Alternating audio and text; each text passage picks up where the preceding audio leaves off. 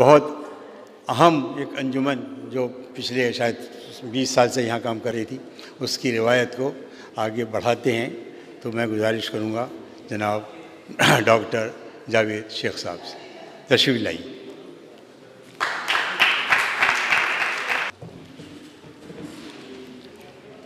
عقیل بھائی، میں بہت شکر گزار ہوں آپ کا کہ آپ نے اتنے اچھے لفظوں سے مجھے یاد کیا. بزم اردو کے لیے میرے دل میں بہت قدر، منزلت اور پیار ہے، اور یہ پیار سید حسن صاحب کی وجہ سے ہے. ہماری بہن بیٹھی ہیں مہر نقوی، ان کے ہاں سید حسن صاحب سے ملا کرتا تھا اور ان سے میں نے بہت کچھ سیکھا.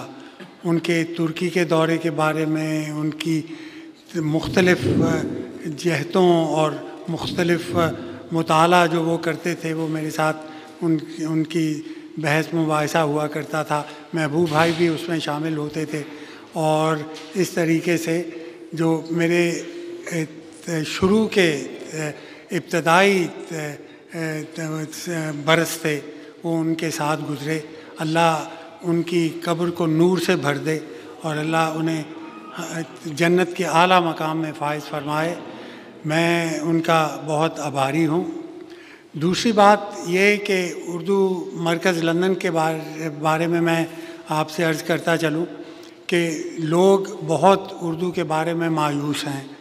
یہ کہتے ہیں کہ جی ہم ہی لوگ یہاں پہ پہنچتے ہیں جب جو بہت بوڑھے ہو جاتے ہیں اور کمریں جن کی جھک جاتی ہیں اور وہی ان مشاعروں میں حاضر ہوتے ہیں اور باقی جوان بچے بالکل حاضر نہیں ہوتے.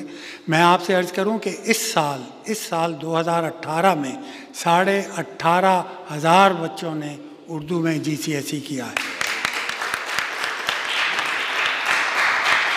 اب یہ ہم پہ منحصر ہے کہ ہم ان کو ترغیب دے کر، ان کو لالچ دے کر، کچھ کر کے ان کو اپنے فولڈ میں شامل کریں تاکہ وہ ہم سے روٹھ نہیں جائیں. اب عقیل بھائی یہاں بیٹھے ہیں. عقیل دانش صاحب نے میری بچی کی جو اردو کی تعلیم ہے اس میں بہت حصہ لیا اور اس میں انہوں نے اس کی رہنمائی فرمائی.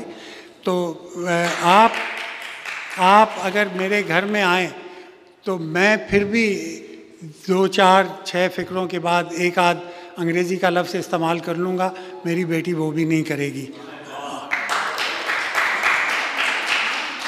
اس لیے آپ لوگ بالکل مایوس نہیں ہوں. ہم لوگ جہاد پہ نکلے ہوئے ہیں. ہم لوگ اپنا فرض ادا کرتے رہیں اور اسی طریقے سے یہ اردو آگے بڑھتی جائے گی.